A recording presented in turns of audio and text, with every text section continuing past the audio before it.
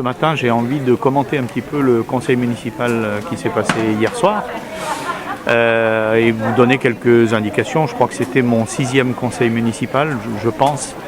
Et donc on commence maintenant à comprendre le fonctionnement général de ce conseil et de l'équipe qui l'anime, et notamment du maire.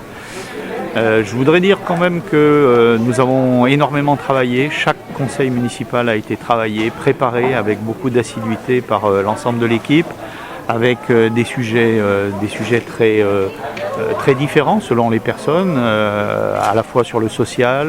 Je pense que Dominique Marcon travaille beaucoup sur ce sujet, sur les aménagements fonciers avec Catherine Pan, l'économie avec le travail de Samuel Arnaud et puis tout le travail qui est fait autour de l'environnement avec Agnès et sur la mobilité avec Nicolas. Parmi les sujets qui ont été abordés hier, je voudrais en citer 2 ou 3. Le premier, c'est que nous avons eu la surprise 2 heures avant le début du conseil municipal de recevoir un mail en nous disant qu'il y aurait un vœu qui serait proposé concernant la déchetterie.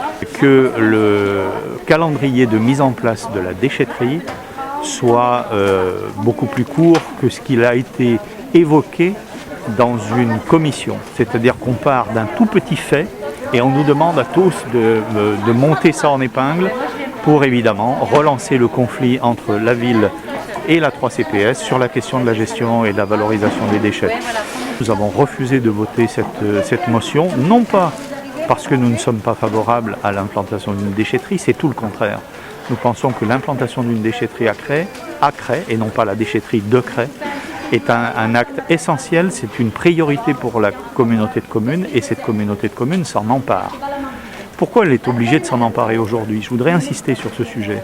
C'est parce que dans les années précédentes, avant même que la déchetterie ne soit transférée à la 3CPS, cette déchetterie a été laissée en l'état et elle a perduré, elle a continué à faire son petit bonhomme de chemin sans aucun travaux.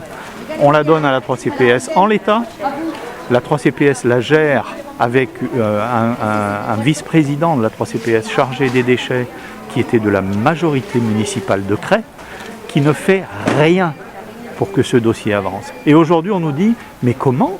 Mais vous n'avez rien fait, vous ne faites rien, vous laissez le dossier en l'état, c'est pas possible. Il faut faire quelque chose, il faut agir. Nous, ça fait des années qu'on dit qu'il faut agir. Le deuxième sujet que je voudrais aborder, c'est la question des impôts. Nous avons voté favorablement à la non-augmentation des impôts. Nous ne sommes pas des ayatollahs de l'augmentation des impôts. En revanche, nous avons toujours dit que les impôts, c'est le patrimoine de ceux qui n'en ont pas, ça permet d'entretenir le patrimoine, et si vous regardez autour de vous, ici sur cette place, nous sommes dans un endroit où manifestement des travaux devraient être faits. Et si nous avions les moyens de les faire, eh bien ma foi, le patrimoine serait sans doute mieux entretenu. Cette année, les travaux qui nous ont été présentés sont subventionnés, enfin les travaux qui nous ont été présentés. Les projets éventuels de travaux, on ne sait pas en réalité si ces travaux vont vraiment avoir lieu. Les demandes de subvention, nous avons voté pour. La stabilité des impôts, nous avons également voté pour, de façon à ce qu'on puisse être cohérent dans nos positions. Un autre sujet a été abordé également hier soir, un sujet un peu surprenant. C'est la question de la fourrière à vélo et surtout du tarif à mettre en place pour cette fourrière. En quelques mots, c'est simple, la fourrière à vélo existe depuis très longtemps. C'est-à-dire que depuis longtemps, la police municipale passe et récupère les vélos abandonnés, ce qu'on appelle les vélos ventouses, il faudrait encore définir ce que c'est, et les stocks dans un endroit, et puis on peut venir les récupérer, il n'y a pas de tarification particulière.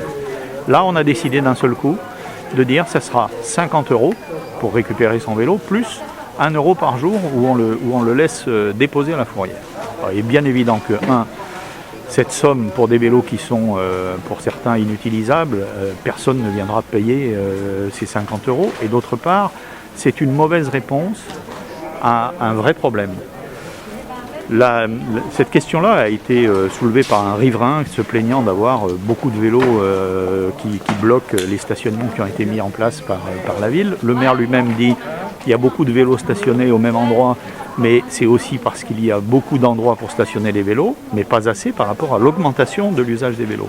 Nous sommes très favorables à cette augmentation. Chaque fois qu'on prend son vélo, on ne prend pas sa voiture et donc on fait du bien au climat.